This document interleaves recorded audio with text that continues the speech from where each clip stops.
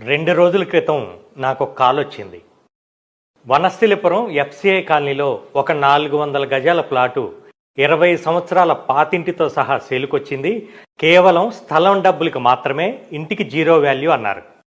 కావాలంటే సేమ్ ప్రైజ్‌కే పక్కన ఇంకో 2 ఖాళీ ప్లాట్లు కూడా ఉన్నాయన్నారు. అయితే ఆ ఇంటి ఓనర్‌తో జరిగిన సంభాషణలో ఆశ్చర్యకరమైన విషయం తెలిసింది. అదేమిటంటే, ఇప్పుడు నేను మాట్లాడిన ఇంటి ఓనరు, పక్కన ఉన్న 2 ఖాళీ ప్లాట్ల ఓనరు మంచి స్నేహితులు. 20 సంవత్సరాల క్రితం ఒక వ్యక్తి ఏమో 400 గజాలు కొని ఇల్లు కట్టించాడు. ఇంకొక వ్యక్తి ఏమో ఇంటికి పెట్టే డబ్బులతో ఇంకొక 400 గజాలు అంటే 2 ప్లాట్లు కొన్నాడు. ప్లాటు కొని ఇల్లు కట్టించిన ల్యాండ్ ఓనర్కేమో ఇప్పుడు ఇంటి వాల్యూ జీరో అయిపోయి కేవలం ఖాళీ ప్లాట్ వాల్యూ మాత్రమే వస్తుంది.